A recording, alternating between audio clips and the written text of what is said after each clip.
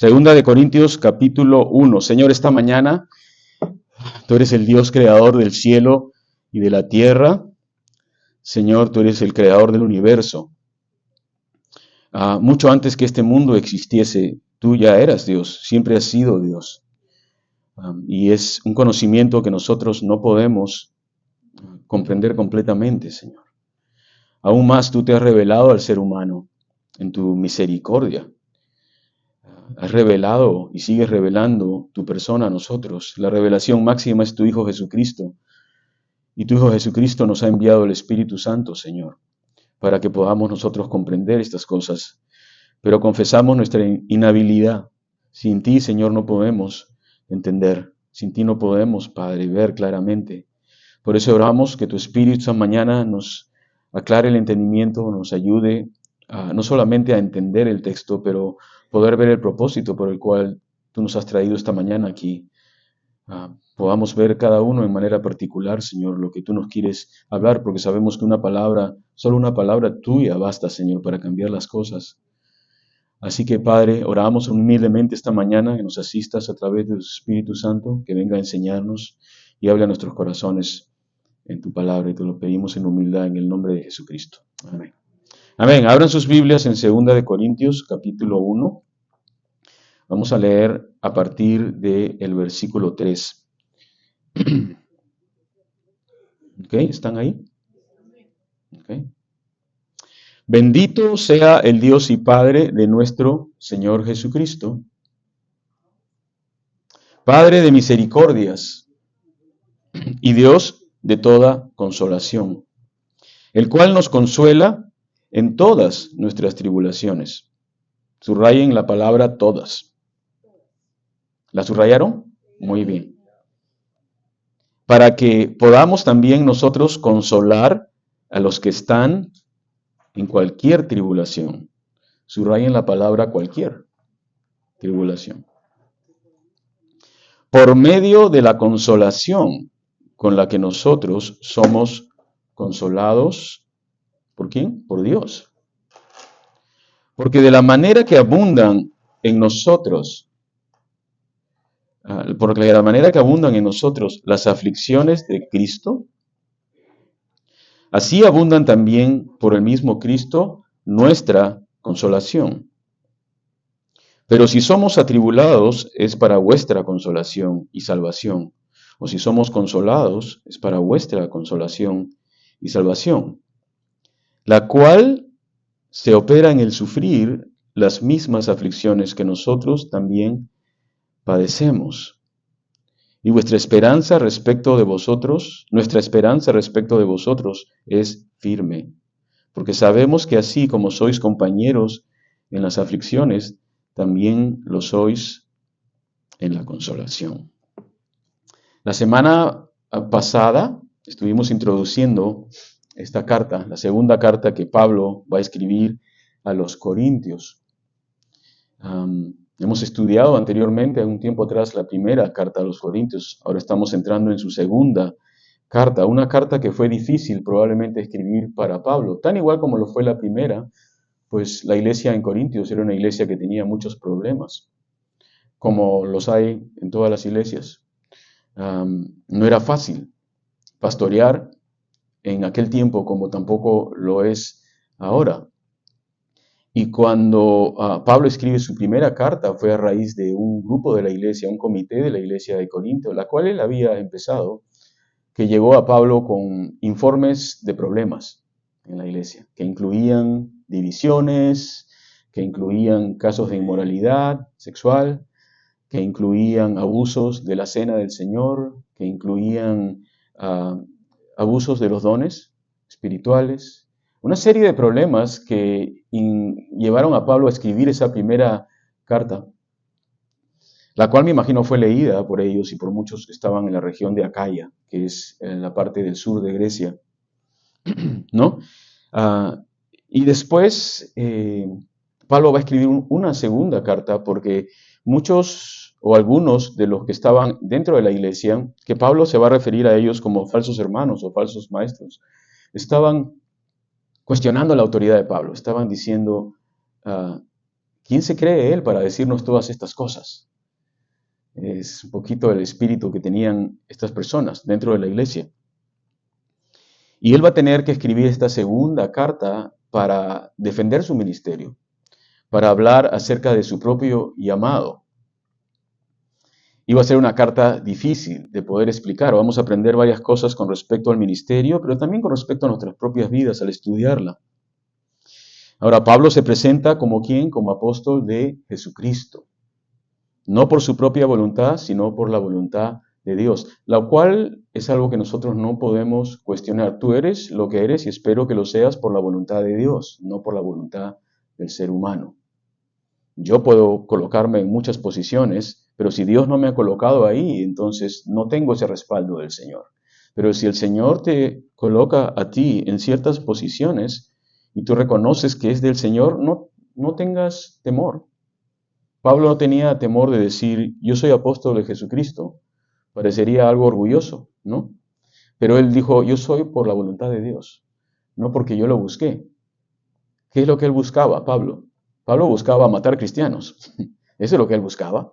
Sin embargo, Dios cambió su vida, lo encontró y le dio un llamado. Y ahora él era un apóstol por la voluntad de Jesucristo, entendiendo el ministerio de Pablo como aquel que era enviado para abrir nuevas fronteras en la iglesia. Como muchos hombres hoy en día todavía siguen siendo enviados para abrir obras en lugares que son muy difíciles. Probablemente tú conoces a alguien cercano que ha hecho eso. No se llaman apóstoles en el sentido del Nuevo Testamento, en el sentido de lo que vemos en estas cartas, pero tienen ese llamado, han ido, han salido y han empezado obras y han abierto camino para otros. Muchas de estas personas nunca son reconocidas, pero Dios los conoce, son de Él.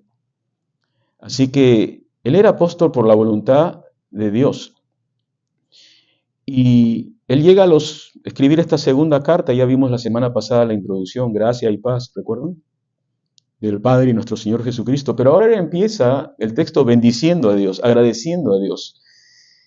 Y no solo a Dios, pero el Dios y Padre de nuestro Señor Jesucristo. La persona de Jesucristo está presente en todas las escrituras de Pablo constantemente. Él no pasa de hablar 2 versículos y habla de Jesucristo. Y eso me encanta a mí. Que su tema principal, el tema que cautivó el corazón de Pablo y que era el fuego que tenía en su corazón, era hablar de Jesucristo. Él no quería hablar de él, no quería hablar de los demás, él quería hablar de Jesucristo. Y él se va a referir al Dios y Padre de nuestro Señor Jesucristo en 2 términos. Número 1, el Padre ¿de qué? De misericordias. Y número 2, el Dios de toda consolación. El Padre de misericordias y el Dios de toda consolación. Creo que la semana pasada, y no sé si René ayer también citó el libro de Lamentaciones, en el capítulo 3, versículos 21 y 23, por tus misericordias no hemos sido consumidos. El pueblo de Israel estaba siendo disciplinado, habían sido llevados cautivos, los de Judá, hacia Babilonia. Y Jeremías está escribiendo estas cosas, y él se va a dar cuenta, como muchos que estaban ahí, en la ciudad de Babilonia, que habían perdido todo por causa de sus rebeliones, aún así Dios no los había consumido. Y aún en la disciplina de Dios, que Él tiene todo derecho de disciplinar a los suyos y de juzgar a este mundo, aún Dios muestra misericordia, que quiere decir que Él no nos paga de acuerdo a nuestros propios pecados. Estaba pensando en esto con respecto inclusive a cuando Dios puso al primer hombre y a la mujer en el libro de Génesis, capítulo 2, 3, y nos rebelamos, o se rebelaron en muestra de ingratitud, que Dios no los consumió, ¿no? Pudo haber acabado la humanidad ahí y toda esta historia. Yo me pongo a pensar en la mente de Dios, si Dios sabía todo lo que iba a pasar, ¿por qué no terminó todo ahí nomás, no? Por sus misericordias. Es parte de quién es Él, es su carácter. No se goza en destruirse, Él quiere ayudar, Él quiere sanar y Él quiere redimir. Y había un plan de redención, aún desde antes de la fundación del mundo. No podemos entender todas estas cosas en profundidad, pero Pablo lo va a llamar el Padre de misericordias, y no lo va a llamar solamente desde el punto de vista teológico, que está bien poder comprender estas cosas, estudiar la Escritura, pero porque Él ha recibido misericordia. Él fue objeto de la misericordia de Dios. Él era perseguidor de la iglesia, podría haber sido destruido por Dios, pero Dios, que es rico en misericordias, no le pagó de acuerdo a su rebelión y su pecado, aún más lo salvó y lo comenzó a usar. Miren que dice no de misericordia, sino misericordias, ¿no?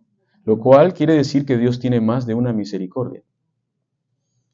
Y eso va en apoyo a lo que dice la palabra, que nuevas son tus misericordias cada mañana. Es decir, que hay una misericordia para el lunes, hay una misericordia para el martes, hay una para el miércoles y hay una para el jueves.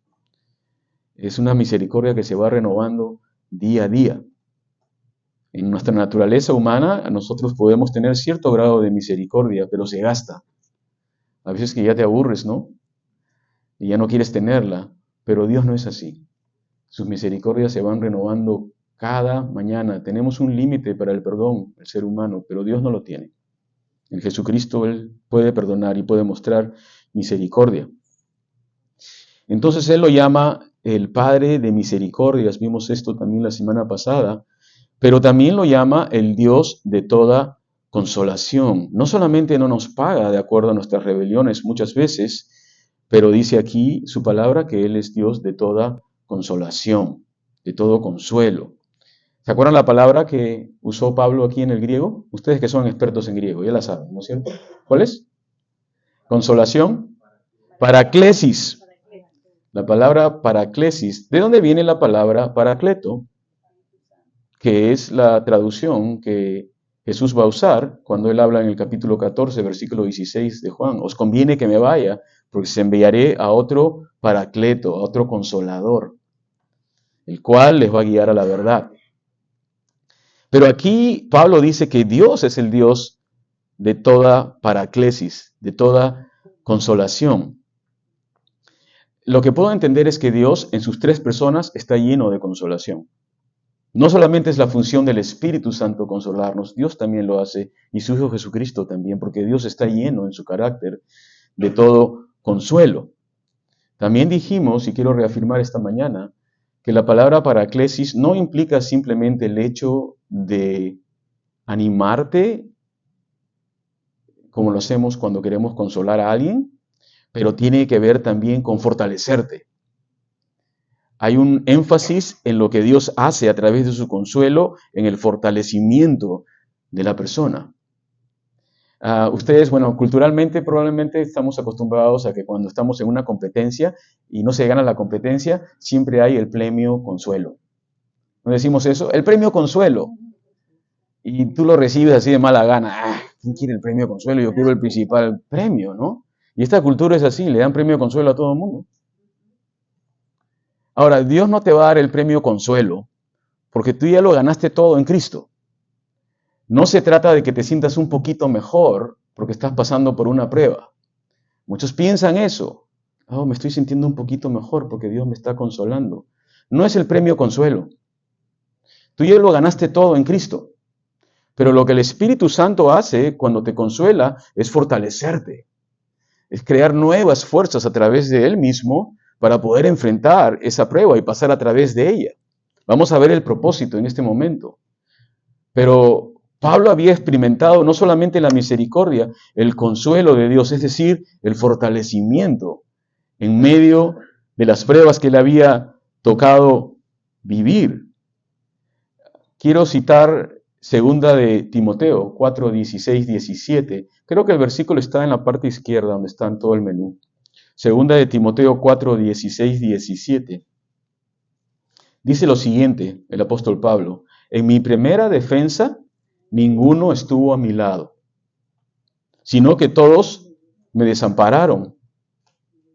No les sea tomado en cuenta, pero miren lo que dice a continuación. Pero el Señor estuvo a mi lado. ¿Y qué cosa hizo?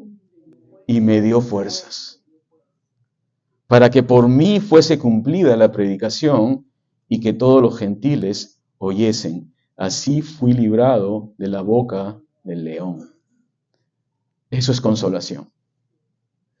El Espíritu Santo en la vida de Pablo, el Señor Jesucristo que viene a su lado, Paracleto. ¿Y qué es lo que hace? No le dice, Pablo, no te preocupes, ya va a pasar. Le da fuerzas, lo fortalece para llevarlo a través de la prueba. Entonces no eres tú mismo pasando a través de esas aflicciones y pruebas, es el Señor dándote las fuerzas y que tú te des cuenta muchas veces para pasarla. Porque hay un propósito detrás de todo esto y lo vamos a ver. Así que Él es el Dios de toda consolación. ¿Y cuándo necesitamos consolación? En todo momento, ¿no? Pero principalmente cuando estamos pasando aflicciones. Y vamos a ver eso en un momento. El versículo 4 dice lo siguiente. El cual, ¿a quién se está refiriendo con el cual? ¿Mm? Bendito sea el Dios y Padre de nuestro Señor Jesucristo. Entonces ahora nos dice, el cual nos consuela, está en acción, en todas nuestras tribulaciones, para que podamos también nosotros consolar a los que están en cualquier tribulación por medio de la consolación con que nosotros somos consolados. Entonces esta palabra consuelo, consolación, consolados, se repite todo como una ensalada, ¿no? Está ahí presente. Dice que el mismo Dios y Padre de nuestro Señor Jesucristo, Él es aquel que nos consuela en nuestras tribulaciones. ¿Se dan cuenta? El Espíritu Santo nos consuela, Jesús nos consuela, Dios nos consuela. Dios está lleno de toda consolación. El cual nos consuela ¿en qué? En todas nuestras tribulaciones. Tribulaciones, la palabra más cercana creo tiene que ver con una gran presión. Una gran presión. Se utilizaba en marco de, por ejemplo, lo que era hacer vino. Cuando se hace el vino, ustedes saben, en el sur de mi país hay una región donde hacen vino y vienen, ¿no? Es una celebración y aplastan las uvas. En Italia también lo hacen, ¿no? ¿Y la aplastan con qué? Con los pies. Entonces, es la misma presión que hace un ser humano cuando aplasta una uva. ¿Te imaginas? La uva explota, ¿no? Esa es la misma presión que tenemos muchas veces en las pruebas. Es como que tenemos unos pies gigantes encima de nosotros y estamos a punto de explotar. Dice, nos consuela en todas nuestras tribulaciones. Entonces ahora comenzamos a tener sentido que podemos estar pasando momentos de aflicción y cuando el Señor nos consuela, no solamente nos está diciendo, bueno, todo va a estar bien, sino que te está fortaleciendo y tú no te das cuenta. Entonces tú llegaste al día siguiente y dices, ¿cómo llegué al día siguiente? Porque el Señor te ha fortalecido. ¿Y por qué lo va a hacer? Número uno, pienso yo, es para que podamos experimentar el consuelo de Dios. ¿Cómo podemos decir que Dios es Dios de todo consuelo si nunca lo hemos experimentado? Lo diríamos solamente teológicamente, ¿no? Pero si nunca has experimentado el consuelo de Dios, ¿cómo puedes afirmarlo completamente? Por fe dirías tú, pero cobra una dimensión diferente cuando tú lo has experimentado. Y para poder experimentar el consuelo de Dios, tienes que haber vivido experiencias. O sea que el primer propósito por el cual Dios permite aflicciones muchas veces en la vida de un creyente es para que podamos experimentar su consuelo y podamos conocerle más cercamente. Esta mañana estaba saludando a algunas personas, conocí a esta muchacha Sofía y me encontré con Aileen. Aileen es una viuda, acaba de perder a su esposo la semana pasada, su esposo Chuck, amigo de nosotros. El día jueves estuvimos en el funeral. Aquí en Miramar, en el cementerio militar, habían como unas 150 personas, todos vestidos en sus uniformes militares de la naval, ¿no? Él sirvió 25 años en el Navy y pude ver el impacto que él tuvo en la vida de todos ellos y el testimonio fuerte de su fe que él dio dentro de la institución de la naval, ¿no? Pero estaba su esposa y su esposa es bien bajita, bien menudita, bien débil se le ve, ¿no? Y estaba ahí adelante y sufriendo, ¿no? Pudimos acercarnos y darle un abrazo y sus hijos estaban ahí. Bueno, hoy día, esta mañana, entro y lo primero que la veo a ella y ella tiene una caja así grande y sus hijos también dos cajas grandes. Yo pensé que eran las cajas de zapatos, pero no, eran cajas de unos muffins y unas donuts, pero riquísimos. No sé dónde los han traído. Y estaban repartiéndole a todos donuts y muffins que ellos habían comprado porque estaban agradecidos del apoyo que han recibido esta semana. Y yo me ponía a pensar, ¿qué mujer que ha perdido a su esposo la semana anterior hace esto? Cualquiera estaría en su casa llorando, ¿no? Y tiene todo el derecho de hacerlo y no quiere ver la luz del sol por un año probablemente, porque ese es el espíritu del hombre quebrantado. Pero está aquí en la casa del Señor, amando a los hermanos y animándoles en la fe, Dios de toda consolación. No hay otra respuesta. No hay otra respuesta, no es el hombre, no es ella misma, no es porque ella tenga un gran carácter, que lo tiene, es una gran mujer de Dios, pero es el consuelo de Dios. Dios le está dando fuerzas para que a través de su consuelo otras personas puedan también ser consoladas y fortalecidas y crecer en la fe. Impactantes imágenes que uno se queda grabado y piensas, te hace sentir más sencillo y más humilde delante de Dios, ¿no? Hay gente muy hermosa en esta congregación, muchos de ustedes o todos, que aman a Dios profundamente, tienen un gran corazón por el Señor y es una gran bendición poder servirles. Ok, dice que Él nos consuela en todas, acuérdense que les dije, no subrayan la palabra todas. ¿A qué tribulaciones se refería el apóstol Pablo? ¿A qué aflicciones? Bueno, yo diría que se refiere a todas, porque dice todas, ¿no? Pero especialmente a aquellas que tú sufres por causa de Jesucristo. Especialmente a aquellas que empezaron el día que tú creíste en Jesús. Tengo noticias buenas y noticias no tan buenas. Noticias buenas es que ya eres salvo. Noticias no tan buenas que los problemas no acaban. Y aun cuando comienzas a caminar con Cristo, hay más problemas muchas veces. Pero son los problemas que tienen que ver y las aflicciones que tienen que ver por tu fe en el Señor Jesucristo. En Primera de Pedro, no quiero leerles todo el contexto, pero en Primera de Pedro, capítulo 4, en los versículos 14 al 16, no sé si tenemos el versículo, Primera de Pedro, capítulo 4, ¿o está el 15? El 14 no está, ¿no? Así que ninguno de vosotros padezca como homicida o como ladrón o malhechor o por entremecerse en lo ajeno. ¿Y el siguiente? Pero si alguno padece como cristiano, no se avergüence, sino glorifique a Dios por ello. Entonces Pablo habla de que, o en este caso Pedro habla de que hay un padecimiento como cristiano por identificarte con Cristo. Esto se puede manifestar en el rechazo de tu círculo de amigos, en el rechazo de tus familiares, en la crítica de otras personas en el trabajo, en consecuencias que pueden venir por tu fe en Cristo. En tiempos de los apóstoles y en tiempos de cuando estas cosas se estaban escribiendo, era mucho más difícil que nuestra sociedad hoy en día. Muchos eran judíos y perdían su reputación por creer en Cristo. Muchos perdían sus negocios, otros eran perseguidos. Quizás no hemos llegado a ese nivel todavía en nuestra sociedad, quizás en algún momento vamos a llegar. Pero el hecho es que Jesucristo mismo les advirtió y les dijo, en el mundo tendréis aflicción, pero confiad, yo he vencido al mundo. Entonces, Dios permite aflicciones y permite tribulaciones por causa de Cristo para que nosotros aprendamos ¿a qué? A confiar en Él. No solamente a experimentar su misericordia y su consuelo, pero podamos comenzar a confiar en Él. Aquellos que han pasado por estas experiencias pueden contarles a otros, sí, yo puedo confiar en Dios aún en medio de los grandes obstáculos y las grandes luchas por mi fe. Te quiero animar en tu fe, porque por tu fe y por la fe que tienes en Cristo, vas a pasar problemas. Y no te rindas. Hay muchos que se están rindiendo en estos días. Converso con muchas personas y digo que muchos se están rindiendo, que piensan que es muy difícil ser cristiano en estos días. Bueno, se va a poner bien interesante. Y no te debes ir para atrás. Te puedes desanimar de muchas cosas, pero no te desanimes de Cristo, porque Él es el único camino, no hay otro camino para el Padre. Amén. Bueno, dice aquí entonces que Él nos consuela en todas nuestras tribulaciones, pero ¿para qué?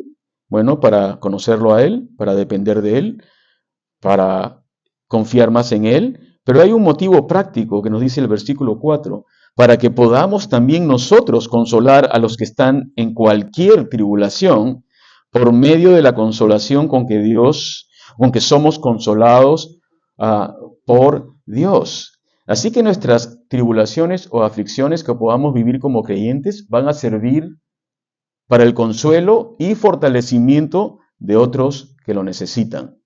Nuevamente, el ejemplo de Aileen esta mañana. Ella está siendo consolada por el Señor, pero a la misma vez ella está fortaleciendo a otros que de repente están pasando por pruebas y ahora la prueba de ella pone en perspectiva tu prueba y dices, caramba, mi prueba no es tan grande. No sé si hay una cuestión con las pruebas o las aflicciones que siempre pensamos que nuestra prueba, nuestra aflicción es la peor de todas. Nadie sabe lo que yo estoy viviendo. Hasta que no escuchas otra historia y dices, oye, lo que yo estoy viviendo no es nada. Sin embargo, esta persona está fuerte en el Señor y eso te da ánimo a ti y te fortalece. Nunca pienses que tu prueba es la más grande de todas, tampoco es la más pequeña, no te sientas sin significado delante de Dios, pero muchas veces tenemos que poner perspectiva a nuestras propias aflicciones. Muchas de las aflicciones que pasamos en este mundo son aflicciones que pasan los creyentes y los no creyentes. ¿Es así? Pero aquellas aflicciones que sufrimos por nuestra fe en Cristo, ahí está la diferencia. Así que dice aquí que el propósito era para poder consolar a otros que están pasando tribulaciones. Pablo era un experto en tribulaciones. Vamos a ver más adelante que él va a hacer una lista de todas las cosas que le estaban pasando. Una lista que si tú lees, estoy seguro que los compañeros de Pablo decían, ¿para qué me metí con este hombre? Él va a hablar acerca de apedreamientos por causa de Cristo. Él va a hablar acerca de naufragios por causa de Cristo. Él va a hablar acerca de traiciones por causa de Cristo. Él va a hablar acerca de todos los sufrimientos que él sufrió a través de Cristo. Así que si alguien tiene autoridad para hablar estas cosas, era el apóstol Pablo. Él va a decir, miren, él me ha permitido pasar todas estas tribulaciones para que yo pueda ahora consolarlos a ustedes, que puedan llegar a pasar las mismas pruebas, fortaleciéndonos en el amor de Dios y en el Espíritu Santo. Dice, por medio de la consolación con que nosotros somos consolados por Dios. Entonces acá aprendemos varias cosas. La primera es que las aflicciones de Cristo, la primera sería que la consolación que recibimos en Cristo no es algo para que nosotros nos la quedemos. Es algo para compartirlo con otras personas. Las pruebas y lo que Dios te ha mostrado en su consolación no es algo que tú debas conservar para ti mismo, debes extenderlo a otras personas. Debes compartirlo a otras personas. Cada vez que Dios te consuela, tienes que entender que Dios te está equipando para poder consolar a otras personas. Entonces, no resistas la guía del Espíritu Santo de poder ayudar a alguien que está pasando por una prueba. Por otro lado, si tú estás pasando la prueba y la aflicción, en tu orgullo no rechaces la consolación ni el fortalecimiento que viene de otras personas. Es muy común cuando tú dices, ¿cómo estás, hermano? Estoy bien, pero tú sabes que no estás bien. Tú sabes que estás mal, pero no quieres hablar de eso. Y estás rechazando muchas veces el consuelo y el fortalecimiento que viene de otra persona que ha vivido algo parecido y que el Señor le ha mostrado ciertas cosas. Así que están las dos cosas. En primer lugar, si tú pasas por esa experiencia de haber sido fortalecido por el Señor, estate atento porque probablemente vas a poder ayudar a alguien más. Y si tú estás pasando por una aflicción, no te resistas al consuelo de Dios. No digas, no, sí, oren por ellos, yo no necesito. Todos necesitamos. Eso es algo muy común entre los pastores, les digo. No, está bien, yo estoy bien. El hecho que tú seas pastor o que estés en la obra no significa que no tienes que estar bien todo el tiempo. Muchas veces vas a necesitar a otra persona que se acerque a ti y pueda compartirte el consuelo del Señor. Amén. Versículo 5 dice, porque de la manera que abundan en nosotros las aflicciones de Cristo, así también abundan por el mismo Cristo nuestra consolación. Entonces Pablo está hablando de abundancia de aflicciones y abundancia de consolación. Es como una fórmula matemática, ¿no? Si tú agregas a este lugar de la ecuación un número, también se agrega en el otro lugar. Y todo ahí se balancea. Dios permite abundancia de aflicciones porque lo que Él quiere es abundancia de consolación. Esto puede pasar a nivel personal, puede pasar también a nivel de una iglesia, a Pablo le pasaba en su vida personal y también con su equipo. Ellos habían pasado abundancia de aflicciones, como no muchos, pero el propósito de eso era de que Pablo iba a traer abundancia de consolación a muchas y muchas personas. Aquellos que han sido llamados a ministrar a muchos, viene con un costo, y creo que saben lo que estoy hablando. Van a haber pruebas grandes y fuertes, pero esas pruebas grandes y fuertes van a servir para que se pueda consolar a muchas otras personas también que están pasando por lo mismo. Es importante escuchar a personas que tienen más experiencia y tienen más tiempo en el Señor.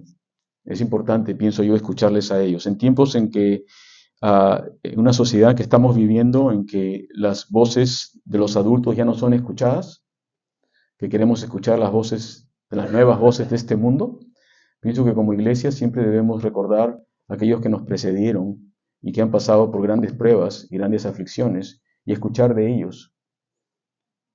Yo tengo, bueno, la bendición de poder conversar con el pastor Mike muy seguido y cada vez que él me dice algo siento esa presencia del Señor, ¿no? De consolar. El viernes estábamos armando las sillas para el servicio entre todos y es un grupo como ustedes que ahí les reconozco a todos los que están haciendo este trabajo. Algunos pensarán que poner sillas no es mucho. Yo creo que ese ha sido uno de los principales ministerios de Horizon desde que empezamos, poner sillas. Porque desde que yo llegué a Horizon he puesto sillas. Recuerdo claramente, ¿no? Cuando poníamos las sillas en el gimnasio, cuando las sacábamos, después en el otro lugar, y siempre hemos estado poniendo sillas. Y ustedes muchas veces lo han hecho, y hay un grupo aquí que lo hace temprano y vienen a poner sillas. Yo creo que Dios te bendice por cada silla que tú pongas en su nombre, así pienso yo. El Señor te bendice por servirle, ¿no? Pero Mike estaba el viernes, había regresado de la conferencia de pastores, de líderes internacional. Me contó que habían más de 2000 pastores. Me da esperanza saber que hay tantos. Pero dice de que le preguntaron, ¿y ahora qué estás haciendo? Ahora que ya te has retirado. Ellos piensan que él se ha retirado, pero no saben que él sigue viajando y compartiendo. Y me preguntaron, ¿y ahora qué estás haciendo ahora que estás retirado? Bueno, pongo sillas. Y cada viernes él viene con su esposa.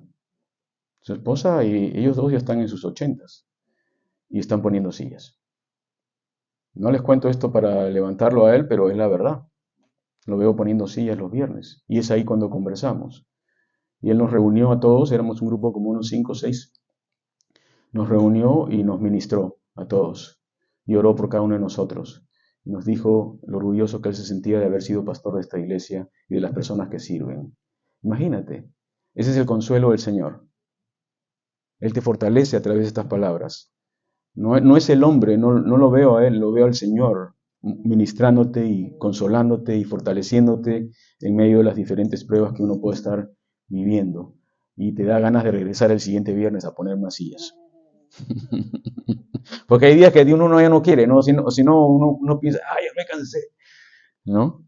A propósito, quiero reconocer a mis hermanos que vienen temprano aquí. Ustedes los conocen a ellos, pero que vienen temprano a ayudarnos con las sillas. Y aquellos que sirven en cualquier otra área. No es un servicio para el Señor, pero gracias. Bueno, ya no hablo más de sillas. Versículo 6. Pero si somos atribulados es para vuestra consolación y salvación. O si somos consolados es para vuestra consolación y salvación, la cual se opera en el sufrir las mismas aflicciones que nosotros también estamos padeciendo. Así que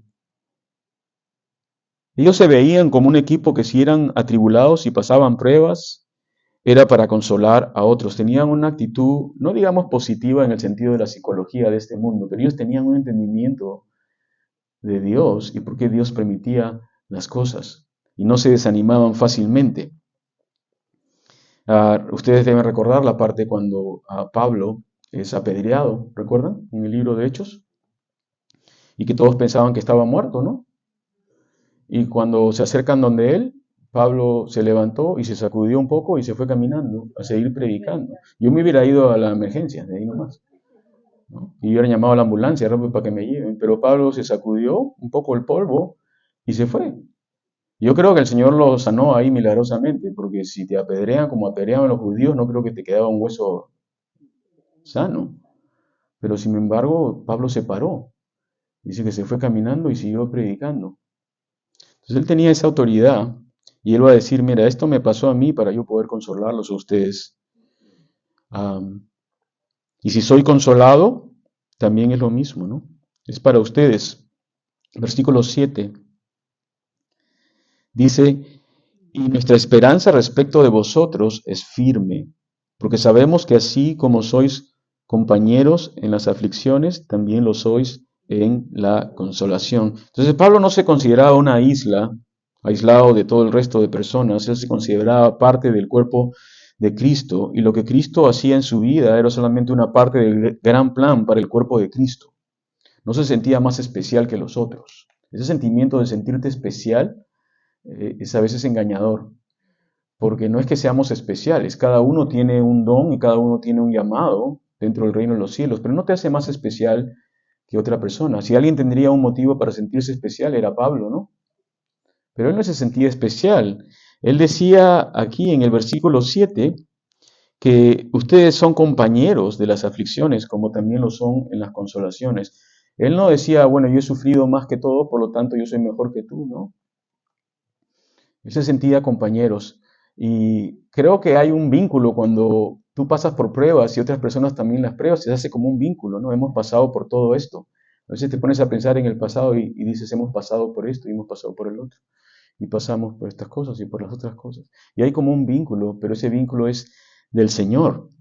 Yo me imagino Pablo reuniéndose en tiempo más adelante con algunos de sus colaboradores y conversando, ¿te acuerdas cuando nos apedrearon en esta ciudad?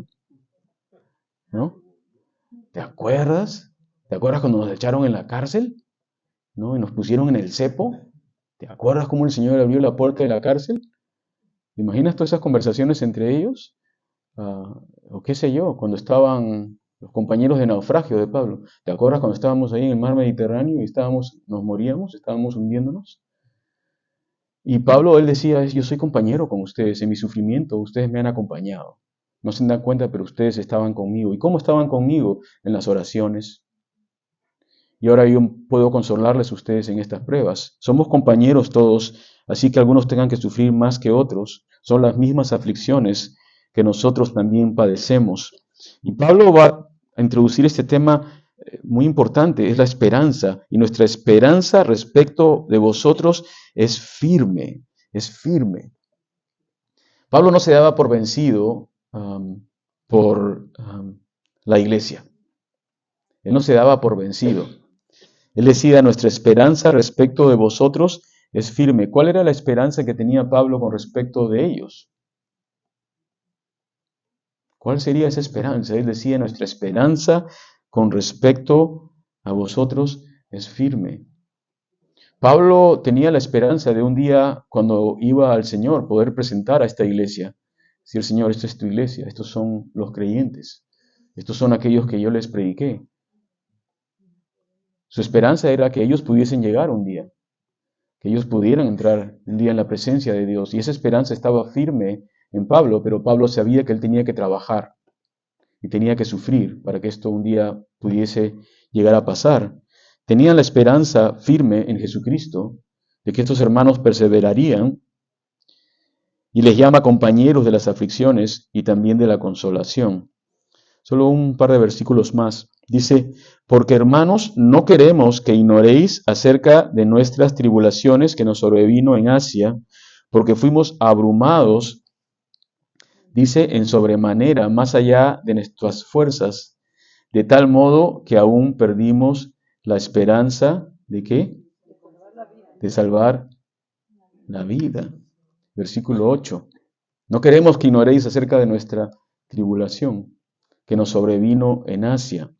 Aquí hay varias cosas que los comentaristas hablan acerca de qué fue realmente a lo que Pablo se refería. Algunos piensan que se refería a lo que ocurrió en la ciudad de Éfeso, cuando hubo ese alboroto, ¿no? Que está en el capítulo 19, en el versículo 23, y él también va a hacer referencia en Primera de Corintios. Si ustedes van a Primera de Corintios un poquito más atrás, simplemente. Primera de Corintios capítulo 15, el versículo 31.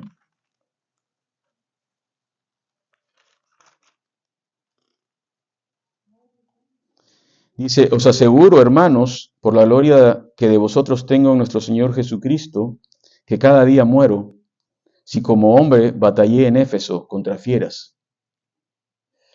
¿Qué me aprovecha si los muertos no resucitan? Comamos y bebamos, porque mañana moriremos.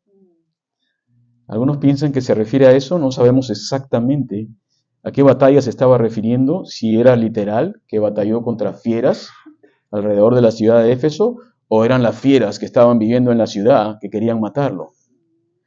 Pero Pablo decía, ¿de qué me aprovecha? No soy tonto, yo no quiero morir simplemente porque quiero ser un héroe. ¿De qué me aprovecha? Él sabía que los muertos resucitaban, él sabía que había resurrección y que si su vida era tomada, él iba a estar bien al final de cuentas. No tenía temor de enfrentar la muerte por el Señor Jesucristo. No sabemos si fue este el evento que él estaba pasando o fueran otras cosas.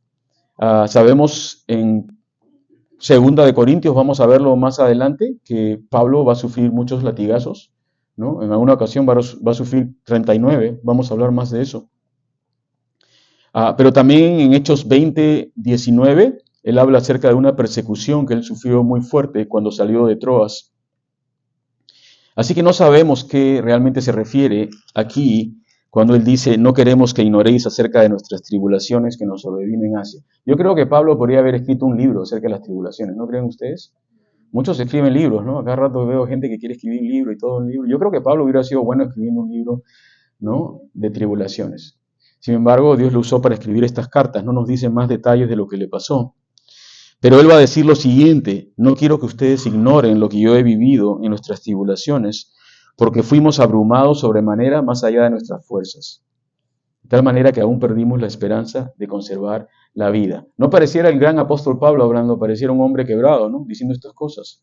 A veces perdemos esa perspectiva y pensamos que personas como Pablo no eran hombres, simplemente que se sintieron en algún momento abrumados por el tamaño de la prueba que estaban enfrentando.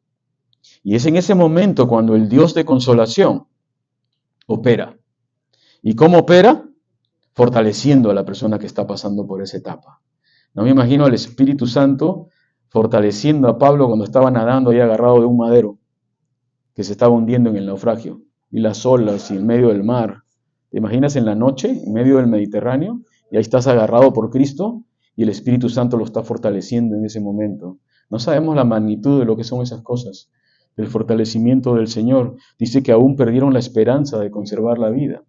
Dijeron, hasta acá nomás llegamos. Sin embargo, dice el Señor, lo fortaleció, pero tuvimos en nosotros mismos la sentencia de muerte.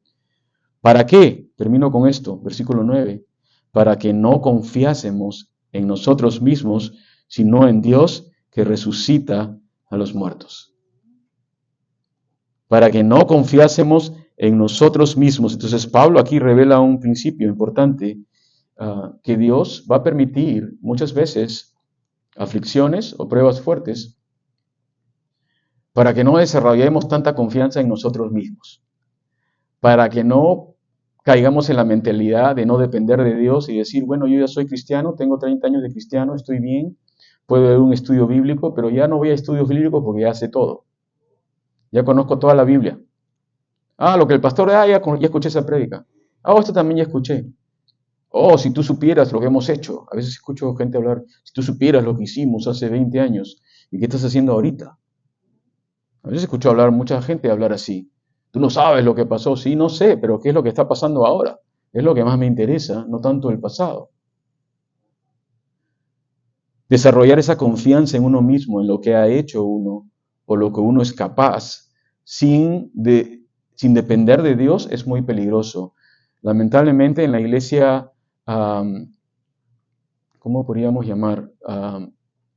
La iglesia que, no refiriéndome específicamente a alguien, pero la iglesia que se apoya simplemente en los recursos humanos y que comienza a desarrollar confianza en sí misma, es una iglesia que probablemente va a caer. porque tenemos que confiar no en los recursos, tenemos que confiar en aquel que provee los recursos. Tenemos que confiar no en nuestra sabiduría, pero en aquel que provee la sabiduría. Tenemos que confiar en Él, no tanto en las cosas de este mundo. Cuando una iglesia está más preocupada en reuniones para saber, para definir qué hacer, y no están orando delante del Señor, no estamos orando y buscando la presencia del Señor, entonces estamos apoyándonos más en lo que nosotros podemos hacer. Así que Pablo va a decir que esto estaba pasando por mí para que no confíe en mí mismo, sino en Dios que resucita a los muertos. El convencimiento acerca de la resurrección de los muertos que tenía Pablo era tal que él decía, mira, si me muero ahorita no me importa porque yo voy a resucitar. Ese era el convencimiento que él tenía. ¿Tienes ese convencimiento tú? ¿Tienes ese convencimiento si hoy día sales de este servicio y pasa algo en la otra esquina, que un día vas a resucitar de los muertos? Si no lo tienes, te invito a tenerlo esta mañana. Te invito a reconocer a Cristo en tu vida. Él es tu Salvador. Y si un día nos pasa algo y no salimos de este mundo, o salimos de este mundo, mejor dicho, te aseguro, como dice la palabra a través de Pablo, que los muertos en Cristo resucitarán primero. Amén. Los que partieron antes de nosotros resucitarán primero. Luego nosotros, los que quedamos, seremos transformados en un abrir y cerrar de ojos. El Señor nos va a llevar y estaremos juntos con el Señor por siempre. Así que esa es nuestra esperanza. Y como tenemos esperanza en la resurrección de los muertos, no es que el cristiano busque el sufrimiento o la muerte, pero si ésta llega a causa de tu fe en Cristo, como dijo Pablo, Él le da la bienvenida. ¿Dónde estás, muerte? Muéstrate, ¿no? ¿Dónde estás? Él le daba la bienvenida, decía, si esto va a pasar por Cristo, bueno, que así sea, porque yo sé en quién he creído. La pregunta es si sabemos nosotros, el cual nos libró y nos libra, y en Él y en quien esperamos que aún nos librará de tan gran muerte, cooperando también vosotros a favor nuestro con la oración, para que por muchas personas sean dadas gracias a favor nuestro por el don concedido a nosotros por medio de muchos. Este tema lo vamos a tocar la próxima semana. Tiene que ver con la oración por aquellos que están pasando pruebas. Una de las mejores maneras en las cuales podemos apoyar a aquellas personas que están pasando aflicción es recordarlos constantemente en la oración. Es hacer un compromiso a orar por una persona específica que está pasando una prueba y no dejar de orar por esa persona. Porque esa es una manera muy importante por la cual Dios va a traer consolación y fortalecimiento a esa persona. Pablo no tenía vergüenza de decir, y oren por mí. Él no tenía vergüenza de decir, oren por mí, necesito la oración de ustedes. Yo tengo un amigo, y con eso termino, que trabajé con ellos muchos años en Horizon. Ahora él es capellán de la policía de San Diego. Y siempre estoy en su lista de emails que nos manda notificaciones de las cosas que están pasando. Un ministerio muy, muy tremendo que ellos tienen con la policía de San Diego por todas las cosas que tienen que ver. No sé si ustedes se enteraron anoche, un bote se volteó aquí en Imperial Beach, ¿no? Y murieron 5 personas. Estaban pasando la frontera y aparecieron 5 cadáveres ahí en la playa, ¿no? Y los que van ahí a responder a esas emergencias son los que llaman first responders, aquí la gente que trabaja para la ciudad. ¿Te imaginas el trauma de tener que recoger estos cuerpos, ¿no? Que se han ahogado y que todos son historias reales? No sabemos en qué circunstancias, no sabemos quiénes eran, y 4 sobrevivieron. Lograron sacar a 4. Y los capellanes, ellos ministran a estas personas que tienen que tratar con estas tragedias.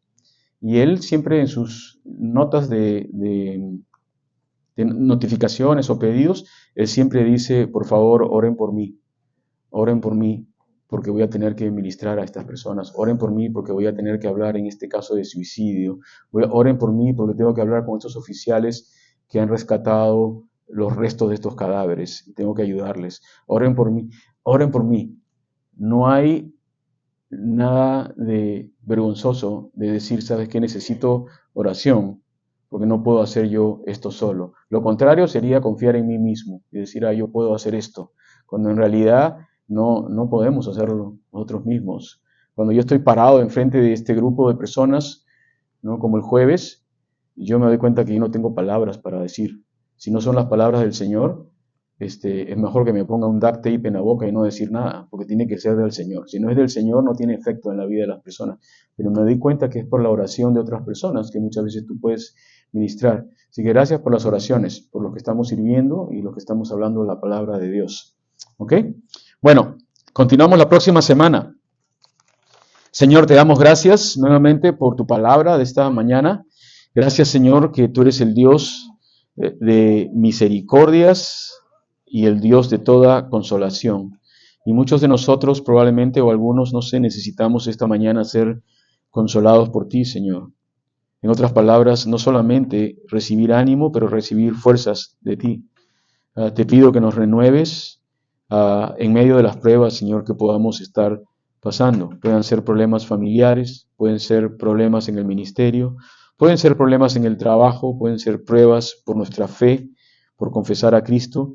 Señor, fortalécenos a través de tu Espíritu Santo para no decaer, no desanimarnos, Señor. Y gracias, Padre, que estas experiencias nos permiten a nosotros poder animar a otros. Nuestra oración es, Señor, que podamos identificar a aquellos que necesitan consuelo y que podamos dejar nuestra zona de confort, nuestra zona de privacidad y ir a ellos y tratar de ayudarles y consolarles, orar por ellos. Y si estamos nosotros pasando esas pruebas, Señor, oramos que también podamos ser sencillos y reconocerlo y pedir ayuda, pedir apoyo, pedir oración, Señor. Te damos toda la gloria esta mañana y gracias, Padre, por todo. Gracias también por la lluvia, Señor. En el nombre de tu Hijo Jesucristo. Amén.